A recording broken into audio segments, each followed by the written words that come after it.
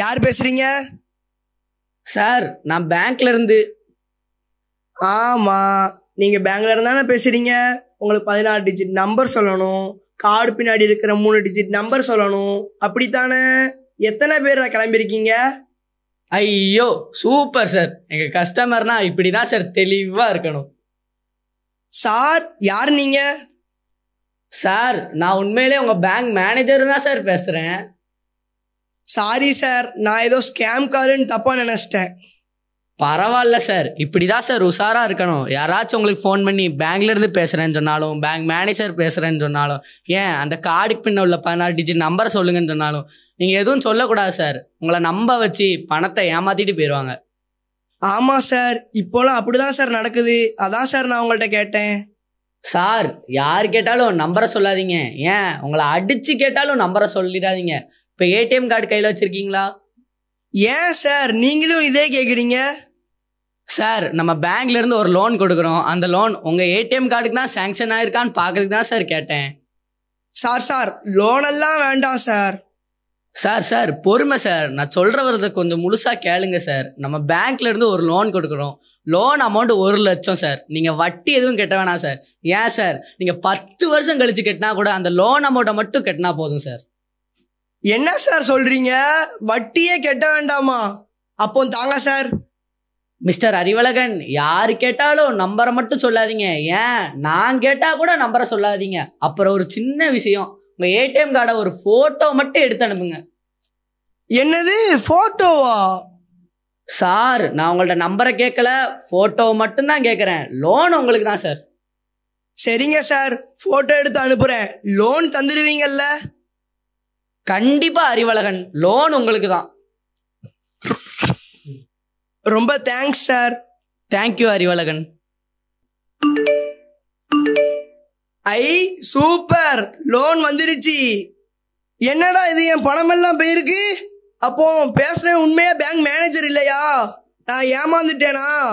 என் பணமெல்லாம் போயிருச்சே. சோனமுத்தா போச்சா?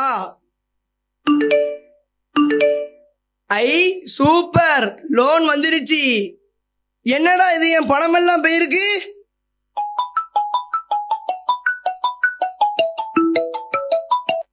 என்னடா இது, மறுபடியும் போன் அடிக்குது. இப்போ என்ன நடக்க போதோ? ஹலோ, யார் பேசுறீங்க?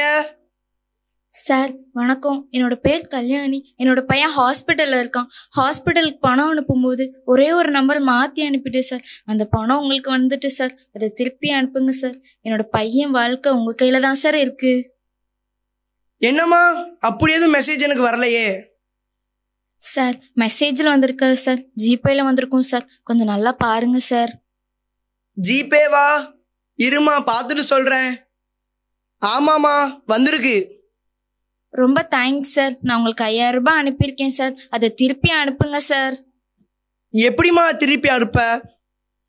சார் உங்களுக்கு நான் ஜிபேல ரெக்வஸ்ட் அனுப்புகிறேன் சார், அதில் அனுப்புங்க சார். சரிம்மா, நான் அனுப்புகிறேன். ரொம்ப தேங்க்ஸ் சார். என்னது 50,000மா? அப்போ 5000 இல்லையா? மறுபடியும் நான் தான் ஏமாந்தேனா? ஆண்டவா. ஐயோ, ஃபோன் சுவிட்ச் ஆஃப் ஆயிருச்சே. சரி இவர்கிட்ட ஹெல்ப் கேட்போம். சார் ஒரு நிமிஷம். என்ன சார்? என்னோட ஃபோன் சுவிட்ச் ஆஃப் ஆயிருச்சு. வீட்டுக்கு ஃபோன் பண்ணி வர சொல்லணும். அதுக்கு உங்கள் ஃபோன் கொஞ்சம் தரீங்களா சார்? இந்தாங்க சார்.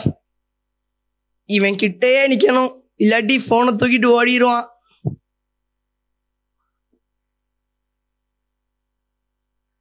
இந்தாங்க சார், ரொம்ப தேங்க்ஸ்.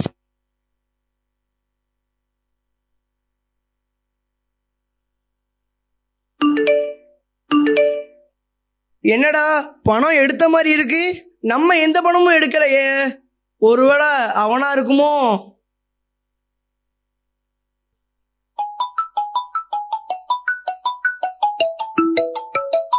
என்ன போன் அடிக்குது? அறிவழகா, இந்த வாட்டி ரொம்ப கவனமா இருக்கணும், யாரா இருந்தாலும் சரி. ஹலோ, யார் பேசுறீங்க? Hello mister Arivazhagan. ஆமா, அறிவழகன் தான் பேசுறேன். நீங்க யாரு? சார் நாங்கள் மும்பை கொரியர் ஆஃபீஸ்லேருந்து பேசுகிறோம். கொரியர் ஆஃபீஸா? சொல்லுங்க மேடம். மிஸ்டர் அறிவழகன், நீங்க தைவானுக்கு ஒரு பார்சல் அனுப்பியிருக்கீங்க. அந்த பார்சல் ரிட்டர்ன் ஆயிருச்சு. ஏன்னா அதுல தங்கம், போதைப் பொருள், 10 ஏடிஎம் கார்டு இருக்கு சார். பார்சலா? நான் எந்த பார்சலும் அனுப்பலையே மேடம். சார், உங்க பேர் தானே அறிவழகன்? ஆமா மேடம். 9876543210 இது உங்க ஆதார் நம்பர் தானே சார்? ஆமா மேடம். இப்ப பேசிட்டு இருக்கிறது உங்க நம்பர் தானே சார்? ஆமா மேடம். அப்ப நீங்க தான் சார் இந்த பார்சல் அனுப்பியிருக்கீங்க. நீங்க சொன்ன நம்பர்லாம் கரெக்டு தான் மேடம். ஆனா நான் எந்த பார்சலும் அனுப்பலையே. சார், உங்க ஆதார் நம்பரை பயன்படுத்தி யாராவது இதை அனுப்பியிருக்கலாம் சார். ஆமா மேடம், அப்படிதான் மேடம் இருக்கும். சார், உங்க மேல கேஸ் ஆயிருக்கு. அதனால நாங்க இந்த காலை சிபிஐக்கு கனெக்ட் பண்றோம் சார். மிஸ்டர் அறிவழகன், சொல்லுங்க ஆபீசர். உங்க பேர்ல தான் பார்சல் வந்திருக்கு. இது உங்க ஆதார் எண் தானே? நம்பர்லாம் கரெக்டு தான் ஆபீசர். ஆனா நான் எதுவும் அனுப்பல. உங்க மேல தான் கேஸ் ஆயிருக்கு. நீங்க முதல்ல நேர்ல வாங்க சார். ஆபீசர், என்னால நேர்லலாம் வர முடியாது ஆபீசர். நீங்க சரியான ரீசன் சொல்லுங்க, இல்லாட்டி ஃபைன் அமௌண்ட் 1 lakh கேட்டுங்க சார். 1 லட்சமா? எனக்கு அவ்வளோ அமௌண்ட் இல்லை மேடம். 10,000 ரூபா தான் மேடம் இருக்கு. இப்போதைக்கு 10,000 கேட்டுங்க. பேலன்ஸ் அமௌண்ட் அப்புறமா கேட்டுங்க சார். சரி மேடம், நான் கெட்டுறேன் மேடம். ஒரு பெரிய பிரச்சனையில இருந்து தப்பிச்சோம். என்ன அறிவழகா, ஒரு மாதிரியா இருக்க? எதுவும் பிரச்சனையா என்ன? ஒன்றும் இல்லை. நீ எப்படி இருக்க? நான் நல்லா தான் இருக்கேன். என்ன ஒரு மாதிரியா பேசுற? இல்ல அறிவழகா, இப்பதான் ஒரு பெரிய பிரச்சனையில இருந்தே தப்பிச்சிருக்கேன். என்ன பிரச்சனை சொல்லு. இல்ல அறிவழகா, கொஞ்ச நாளைக்கு முன்னாடி ஒரு ஃபோன் கால் வந்துச்சு. அந்த ஃபோன் காலில் சொன்ன விஷயம் என்ன தெரியுமா? நான் என் ஆதார் எண் மூலமாக ஒரு கார் வாடகைக்கு எடுத்தேன்னா அந்த கார் ஒரு ப்ரைவேட் இடத்துல மோதி அந்த இடம் பெரிய சேதாரம் ஆயிட்டான் அப்படின்னு எனக்கு ஃபோன் போட்டு உங்கள் மேலே கேஸ் ஆகிட்டு நீங்கள் 1 lakh கட்டணும் அப்படின்னு சொல்லிட்டாங்க.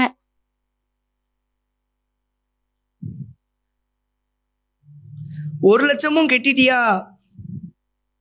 இல்லை அறிவழகா, நான் ரொம்ப பயந்துட்டேன் சார். கட்ட அவ்வளோ பணம்லாம் இல்லை சார் அப்படின்னு சொன்னதுக்கு நீங்கள் கட்டலை, உங்கள் ஆதார் என்னை சீஸ் பண்ணிடும் அப்படின்னு சொல்லிட்டாங்க. அப்புறம் என்ன பண்ண? நான் என்ன பண்ணுவேன், எங்கள் மாமா வக்கீலாக இருந்தார். அவர்கிட்ட போய் சொன்னதுக்கு அவர் இந்த மாதிரி நிறைய கால் தப்பாக தான் இருக்கும், அடுத்த தடவை ஃபோன் வந்துச்சுன்னா என்கிட்ட விட்டுரு, நான் பார்த்துக்கிறேன்னு சொல்லிட்டாங்க.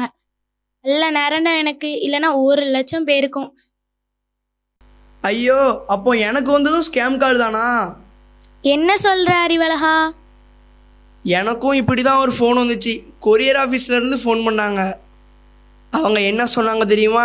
நான் ஏதோ பார்சல் அனுப்புனேன்னா, அதுவும் தைவானுக்கு அனுப்புனேன்னா அதில் 10 ஏடிஎம் கார்டு, போதைப் பொருள், தங்கம் இருந்துச்சான். அதனால என் மேலே கேஸ் ஆயிடுச்சுன்னு சொன்னாங்க. 1 lakh ஃபைன் அமௌண்ட் கெட்டுன்னு சொன்னாங்க. அப்போ 1 lakh நீ கட்டிட்டியா? அவ்வளோ அமௌண்ட் இல்லை, 10,000 மட்டும் இருந்துச்சு. 10,000 அனுப்பிட்டேனே. ஏன் பணமெல்லாம் போச்சே. ஐயோ போச்சே. அறிவழகா, என்னோட முட்டாள்தனத்தால் இவ்வளோ தவறு நடந்துருச்சே.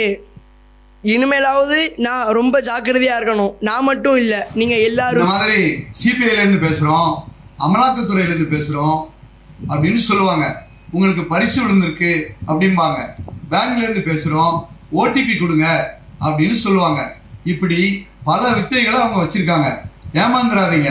நம்மளோட பேராசையும் அறியாமையும் தான் இந்த மாதிரியான சைபர் ஃப்ராடுகளுக்கு மூலதனமாக இருக்குது. டிஜிட்டல் அரெஸ்ட் அப்படிங்கிற ஒரு சட்டமே நம்ம சட்டத்துறையிலே இல்லை. நம்ப வேண்டாம். இதில் மக்கள் பல கோடி ரூபாயை ஏமாந்துருக்காங்க. இதில் ஏமாந்தவங்க சின்னவங்க, பெரியவங்க, படித்தவங்க, படிக்காதவங்க அப்படிங்கிற பேதமே இல்லை. எல்லா தரப்பு மக்களும் பாதிக்கப்பட்டிருக்காங்க. உஷாரா இருங்க.